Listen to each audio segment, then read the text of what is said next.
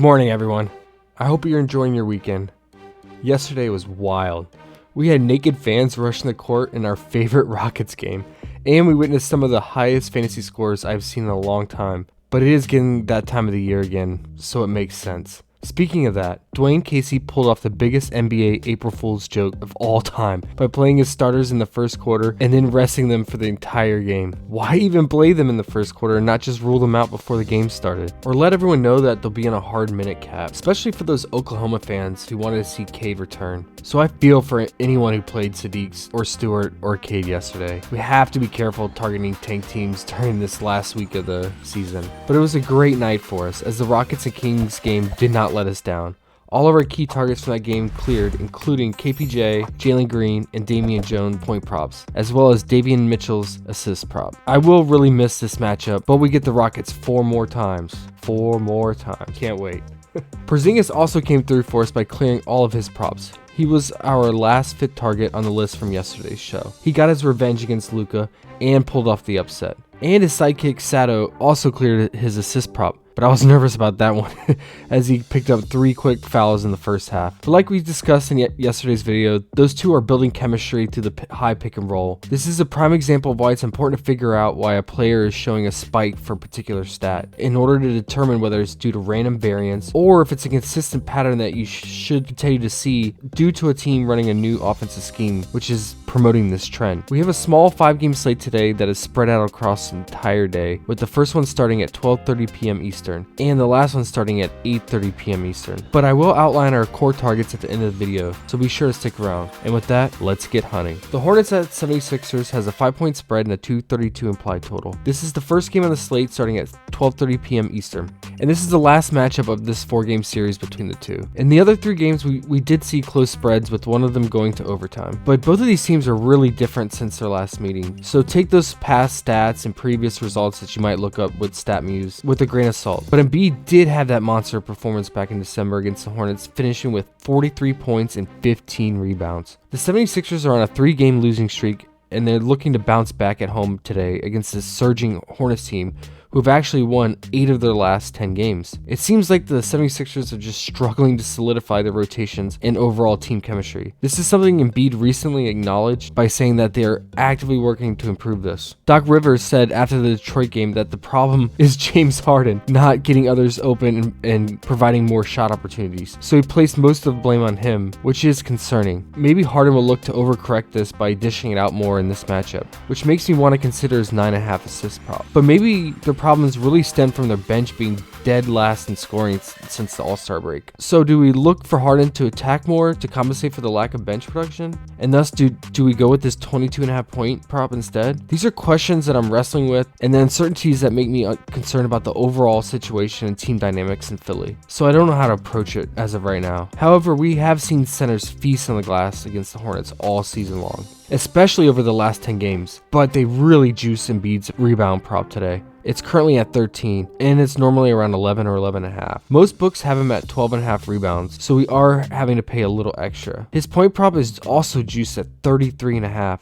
and it's usually around 30 to 31. Overall, Embiid's props are really inflated, but for good reason in this prime matchup. Harden's prices are more reasonable, but he is struggling to mesh with the team, and there are concerns about his hamstring injury that he's been dealing with. So maybe we should stay away. But if I had to rank order their props, I would vote Harden's 22.5 point prop, then his 9.5 assist prop, and then for Embiid, I would just go with this 58 fantasy points since the other props are really high. On the Hornets side, LaMelo continues to thrive, but his foul rate remains very high, which always makes me nervous, especially when going against the ultimate foul magnets in Embiid and Harden. So something to always think about. If he can stay out of foul trouble, then I like his 40 fantasy point and his 6.5 assist props. I also like Miles Bridges' PRA or fantasy point props. You can have spike turnover games, so maybe PRA is the way to go if you're trying to decide between the two. The Hornets have really relied on his versatility as a defender and offensive creator lately. But we have the return of Gordon Hayward today, who has missed the last 22 games. So this makes things even more difficult to sort through. This game holds a lot of potential, but these concerns surrounding both teams makes me really hesitant to lock and load some props. Hey guys, it's Danny. I'm just here to let you guys know about the free Discord that we did launch. The link for it Discord is in the description down below. Jump in there and share your screenshots, talk about your favorite props on Prizepicks, and share your DFS lines, and we'll all talk about it. The Cavs at Knicks has a 2-point spread and a 216 implied total. This game has the lowest implied total, and for good reason. We have two very slow-paced teams going at it today. Bigs continue to crush the Cavs. We just watched Capella go for almost 30 fantasy points in just the first half, and Julius Randle is out, so I'm really liking Mitchell Robinson fantasy points today. We can also consider Obi Toppin props if they become available. RJ Barrett has this 35% usage rate with Randle off the court since the All-Star break, so he's always in play for his fantasy points, especially if it's at 39 to 40. It's a great matchup for him. On the Cavs side, Garland continues to carry the team on his back with guys like Mobley and Allen out, and he gets to showcase his talent at MSG. His assist prop will be a core play if it's less than 10, or his fantasy point prop if it's around 42 or less. LeVert's inconsistencies make me really hesitant to click on. He's just burned me so many times in the past. The Nets at Hawks has a 2-point spread with a 241 implied total. This is the game. Both Bruce Brown and Seth Curry are questionable, which will be key injury news to watch out for. If Seth Curry is out, then lock and load Kyrie, who is already in a prime spot no matter what. His 3-point attempts and assist rate will go up with Seth out. Also, Dragic will be a core play if both Bruce Brown and Seth Curry are out. They usually give us his PRA around 14. So look out for this. As you guys know, KD recently burned me really bad, but he's always in play. He has been facilitating the offense through his passing lately, so if his assist prop is at 7 or less, then that'll be a core play. I think Kyrie and KD go off today in this prime matchup, and I would just run it back with Trey for his assist or fantasy point prop. I wouldn't overthink this one. The three core plays are Kyrie, KD, and Trey. The Hawks are fully healthy today minus John Collins, so the tertiary guys are just really not appealing. It's just Trey for me today. The Heat at Bulls has a 2-point spread with a 220 implied total. Jimmy Butler is returning to Chi-Town, so I could consider his fantasy point prop since he will fill a stat line with extra motivation. Other than that, I do not like targeting either of these teams for props. They have been so up and down and inconsistent lately. The Jazz at Warriors has a 1-point spread with a 220 implied total. This game has important playoff seeding implications, and both teams are limping into the playoffs. Rudy Gobert should feast on the glass, so if his rebound prop opens at 13.5, then lock and load it. We can also consider his 38 fantasy point prop too, and look out for Donovan Mitchell's free throw prop, especially if it's around 4.5. The Warriors will foul him a lot today. And we finally get his 3-point prop back. It's been gone for a while, so that's definitely in play too. But the prop I like the most for him is the 5.5 assists, since he will feed Gobert in the paint and find the corner 3-point shooters in Royce and Bojan, which is a primary weakness of the Warriors defense. On the Warriors side, Jordan Poole is the only bright spot on the team with Steph out, so his PRA or point props are in play since they took away his 3-point prop. Clay has been so up and down, who knows, he could easily bounce back today with 5+ threes, so he could always roll a dice with this